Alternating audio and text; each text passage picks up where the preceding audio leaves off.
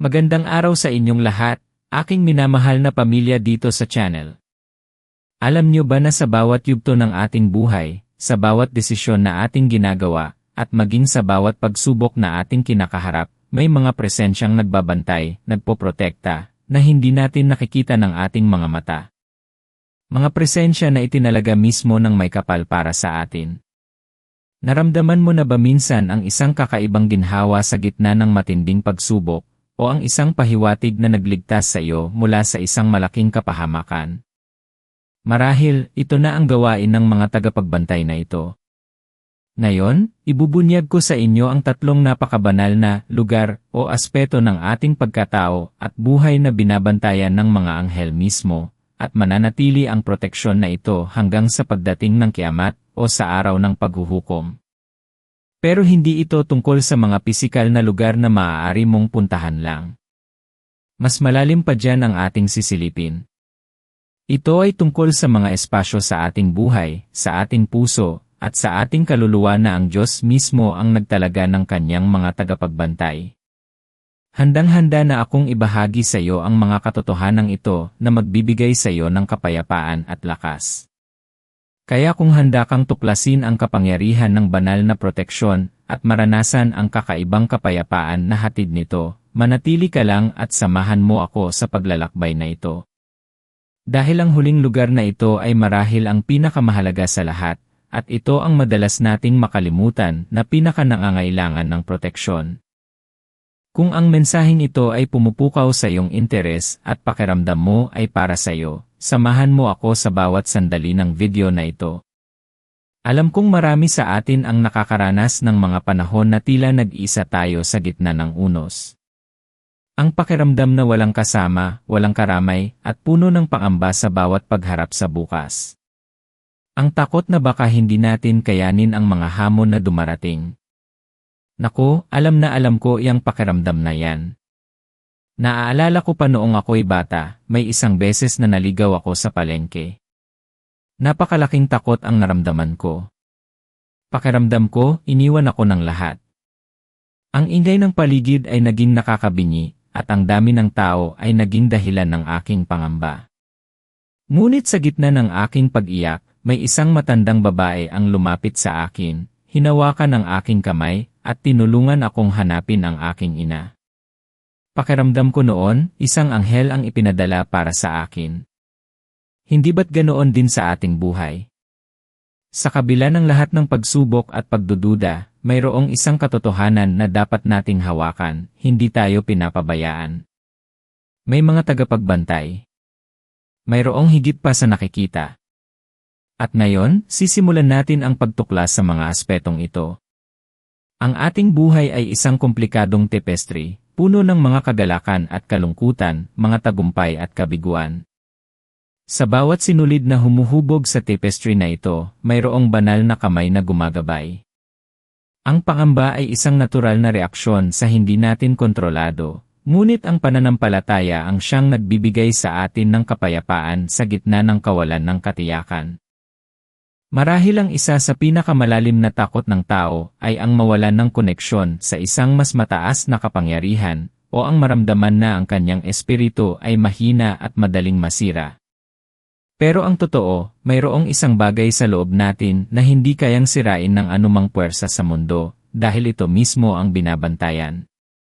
Kaya, para sa ating unang lokasyon na binabantayan ng mga anghel hanggang sa araw ng paghuhukom, ito ay walang iba kundi puso ng ating pananampalataya. Tama ang iyong narinig. Ang ating pananampalataya.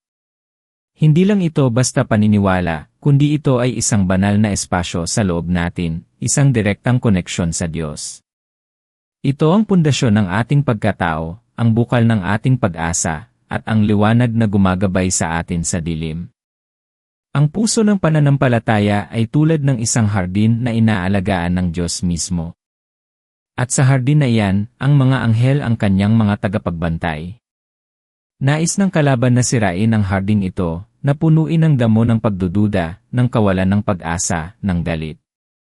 Ngunit ang Diyos ay nagtalaga ng kanyang mga anghel upang protektahan ang bawat halaman, bawat bulaklak ng iyong pananampalataya.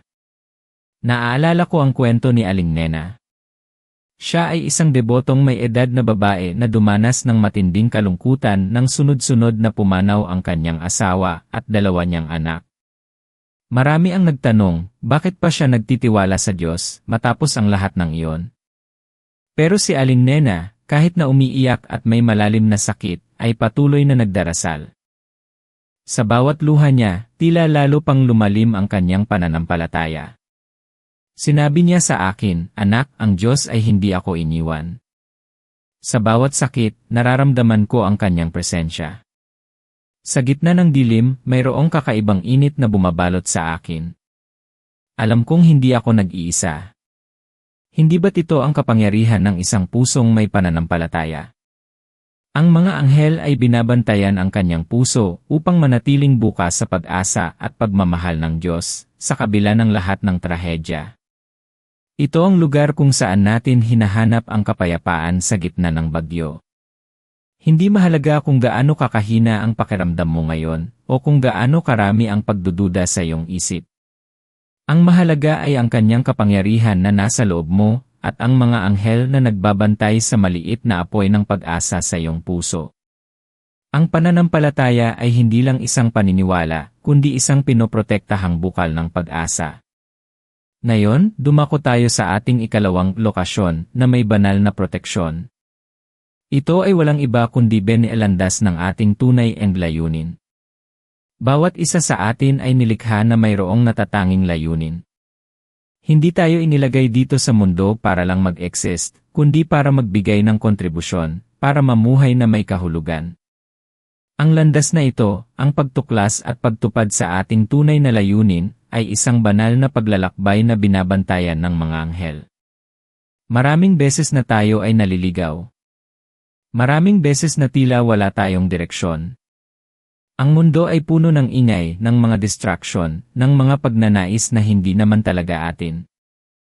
Pero sa kabila ng lahat ng iyan, mayroong isang inner compass, isang divine yes, na gumagabay sa atin. Naaalala ko ang kwento ni Mang Tonyo, isang karpintero na, sa kabila ng kanyang edad, ay patuloy na nagtatrabaho. Ngunit hindi lang siya basta nagtatrabaho. Ang kanyang mga gawa ay may kakaibang sining at pagmamahal. Isang araw, nagkasakit siya ng malubha at kinailangan niyang huminto. Pakiramdam niya na wala ang kanyang layunin. Ang kanyang pangarap na makagawa ng magagandang bahay ay tila naglaho. Ngunit isang gabi, habang siya ay nagdarasal, napanaginipan niya ang kanyang ama na karpintero rin, na nagsasabing, "Tonyo, ang iyong mga kamay ay binyayaan. Mayroon kang mahalagang aral na dapat ibahagi." Kinabukasan, sa halip na bumalik sa pagkakarpentero, nagsimula siyang magturo ng sining ng pagkakarpentero sa mga kabataan sa kanilang lugar. Ang kanyang layunin ay nag-iba, ngunit nanatili ang kanyang calling. Patuloy pa rin siyang nagbibigay ng inspirasyon, at ngayon, marami na siyang estudyante na sumusunod sa kanyang yapak.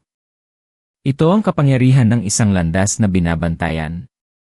Kahit mag-iba ang anyo, ang esensya ng layunin ay nananatili, at ang mga anghel ang siyang gumagabay upang hindi tayo tuluyang maligaw. Pero teka muna, bago tayo dumako sa pangatlong lokasyon, may isa akong tanong na gusto kong pag-isipan mo. Ano ang pinakamalaking hadlang sa pagtuklas mo ng iyong layunin? Takot ba? Pagdududa? O baka naman ang boses ng ibang tao na nagdidikta sa iyo kung ano ang dapat mong gawin? Tandaan mo, ang iyong layunin ay natatangi. Walang ibang makakatupad niyan kundi ikaw. Mga minamahal, ramdam mo ba ang init ng mensaheng ito sa puso mo? Nagbibigay ba ito sa iyo ng pag-asa? Sabihin mo sa akin sa comment section kung saan ka nanonood at kung anong bahagi nito ang pinakakumausap sa iyong kaluluwa. Malaking tulong ito para mas maintindihan ko ang ating pamilya at makagawa pa ng mas marami pang nakakapagpabago ng buhay. Ang pagbabahagi ng iyong damdamin ay hindi lamang nakakatulong sa akin, kundi nakaka-inspire din ng iba pa nating manonood. Kaya huwag kang mag-atubiling mag-comment. Ngayon, narito na tayo sa ikatlong lokasyon na binabantayan ng mga anghel hanggang sa araw ng paghuhukom. At ito ang itinuturing kong pinakamahalaga sa lahat, at madalas nating makalimutan na pinakanangangailangan ng proteksyon. Ito ay walang iba kundi Benye, ating sambahayan ng pag-ibig. Kapag sinasabi kong sambahayan ng pag-ibig, hindi lang ito tungkol sa iyong pisikal na bahay. Ito ay tungkol sa mga taong bumubuo ng iyong mundo, ang iyong pamilya, ang iyong mga mahal sa buhay, ang iyong komunidad, at ang mga relasyon na nagbibigay kulay at kahulugan sa iyong buhay. Ang mga relasyon na ito ay sagradong espasyo na kailangan ng banal na proteksyon. Ang ating mga relasyon ay madalas na sumasailalim sa pagsubok, mga hindi pagkakaunawaan, mga hinanakit, mga pagkalayo. Ang kalaban ay nagnanais na sirain ang mga koneksyon na ito, napunan ang puso ng paghihinala at kapaitan. Ngunit ang mga anghel ay itinalaga upang bantayan ang bawat ugnayan, ang bawat koneksyon na nakabase sa tunay na pag-ibig. Naaalala ko ang kwento ng isang pamilya na nasa bingit ng paghihiwalay. Mag-asawa sina Liza at David, na sa loob ng maraming taon ay dumanas ng matinding pagsubok sa kanilang pagsasama. Naging malamig sila sa isa't isa, at ang kanilang mga anak ay ramdam ang pagkakawatak-watak ng pamilya. Isang araw, ang kanilang panganay na anak na babae, si Hannah, ay nagkaroon ng malubhang karamdaman. Sa ospital, habang nakita ni Liza at David ang kanilang anak na nakikipaglaban, tila nagising sila sa katotohanan. Naramdaman nila ang pangangailangan na magkaisa, hindi lang para kay Hannah, kundi para sa buong pamilya. Doon nila naintindihan na ang kanilang pamilya ay hindi lang basta isang grupo ng tao, kundi isang sagradong sambahayan na kailangan nilang protektahan. Nagsimula silang magdasal ng magkasama, magpatawad sa isa't isa, at muling buuin ang kanilang pundasyon ng pag-ibig. Ito ang kapangyarihan ng mga anghel na gumagabay sa atin para muling hanapin ang pagkakaisa, para balikan ang pinagmulan ng pagmamahalan. Kahit na tila gumuho na ang iyong pamilya, kahit puno ng away at hinanakit, doon mismo pumapasok ang kapangyarihan ng mga anghel. Sila ang mga sugo ng pag-asa, ng paggabay. Ang Diyos ay makapangyarihan na ibalik ang anumang nawala, anumang nasira. Ngayon, napansin mo ba kung paano ito nagkakaugnay lahat? Ang pananampalataya mo, ang layunin mo, at ang pag-ibig sa paligid mo. Ito ay isang banal na trianggulo ng proteksyon. Kung matibay ang iyong pananampalataya, magiging malinaw ang iyong layunin. Kung malinaw ang iyong layunin, mas magiging inspirasyon ka para sa iyong sambahayan ng pag-ibig. At kung puno ng pag-ibig ang iyong tahanan, mas lalo kang magkakaroon ng lakas upang mapanatili ang iyong pananampalataya at tuparin ang iyong layunin. Pero paano natin ito maisasakatuparan sa ating pang-araw-araw na buhay? Paano natin mas mapoprotektahan ang mga lokasyon na ito? Una, para sa puso ng pananampalataya, kailangan nating patuloy na alagaan at bigyan ng sustansya ang ating pananampalataya. Hindi ito sapat na naniniwala ka lang. Kailangan mong kumilos. Maglaan ng oras para sa pagdarasal araw-araw, kahit 5 minuto lang. Basahin ang mga banal na kasulatan, maging ito ay Biblia o anumang sagradong teksto na nagpapalakas ng iyong espiritu. Makipag-ugnayan sa komunidad ng pananampalataya. Ang pagiging bahagi ng isang komunidad ay nagbibigay ng suporta at nagpapatibay sa iyong paniniwala. Isipin mo, sa bawat pagdarasal, binubuksan mo ang iyong puso para sa banal na proteksyon. Sa bawat pagbabasa ng banal na salita, dinidiligan mo ang hardin ng iyong pananampalataya. Huwag kang susuko sa gitna ng pagdududa, ang mga anghel ay nandyan upang bumulong ng pag-asa. Ikalawa, para sa landas ng tunay na layunin, kailangan mong pakinggan ang iyong panloob na boses, ang iyong intuition. Sa gitna ng ingay ng mundo, madalas nating hindi naririnig ang ating sariling kaluluwa. Maglaan ng oras sa katahimikan, magnilay-nilay at humingi ng gabay mula sa Diyos. Gumawa ng maliliit na hakbang patungo sa kung ano ang tunay na nagpapaliyab sa iyong puso, kahit na tila napakalaki ng pangarap. Halimbawa, kung ang iyong layunin ay makatulong sa mga bata, magsimula sa pagiging volunteer sa isang orphanage sa weekend. Ang bawat maliit na hakbang ay isang patunay na ikaw ay handa na sumunod sa iyong calling, at ang mga anghel ay naroon para bigyan ka ng lakas at direksyon.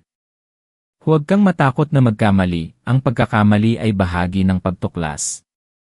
Ang mahalaga ay ang patuloy kang kumilos pasulong. Ikatlo, at ito ang napakahalaga, para sa ating sambahayan ng pag-ibig, kailangan mong sadyain na maglaan ng oras at effort para sa iyong mga relasyon. Sa mundo ngayon na puno ng distractions, madaling mawala ang koneksyon sa mga taong mahal natin. Maglaan ng quality time kasama ang iyong pamilya. Mag-usap ng bukas at tapat. Maging handang magpatawad at humingi ng tawad. Ang pag-ibig ay hindi lang damdamin, ito ay isang desisyon na ipinapamuhay mo araw-araw. Kung mayroon kang kaaway o mayroong hinanakit sa iyong puso, simulan mong magpatawad.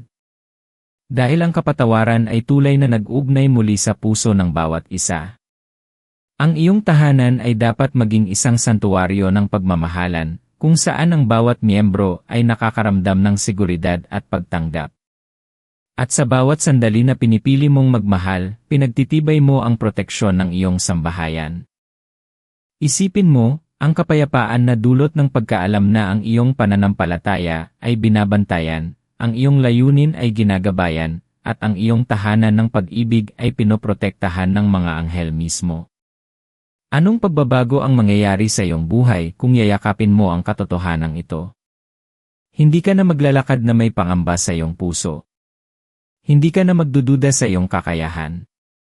Hindi ka na mag-aalala sa hinaharap dahil alam mong mayroong mas mataas na kapangyarihan na gumagabay at nagbabantay sa iyo.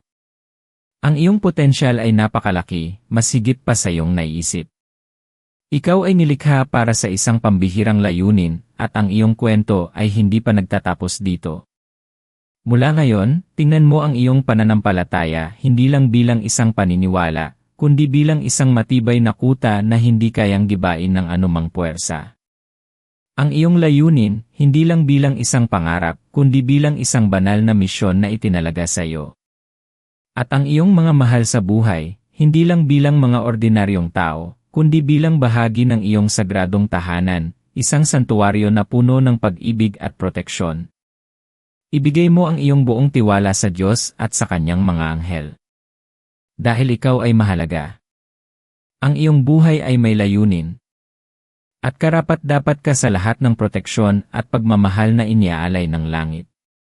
Ang pinakamaganda sa iyo ay darating pa. Mayroon ka ng lahat ng kailangan mo sa loob mo. Ngayon, sama-sama tayong manalangin. Panginoon naming Diyos, o aming Amang nasa langit, maraming salamat po sa iyong walang sawang pagmamahal at paggabay sa aming buhay. Maraming salamat po sa iyong mga anghel na iyong itinalaga upang magbantay at magprotekta sa amin sa bawat sandali ng aming paglalakbay.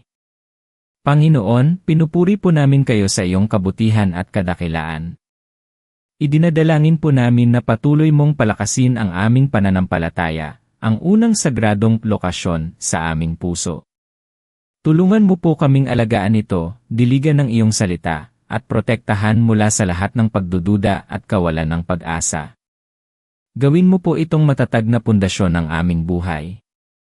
Liwanagan mo po ang aming landas patungo sa aming tunay na layunin, ang ikalawang lokasyon na iyong itinalaga para sa amin. Gabayan mo po kami sa bawat hakbang, sa bawat desisyon, upang aming matupad ang banal na misyon na iyong ipinagkatiwala sa amin.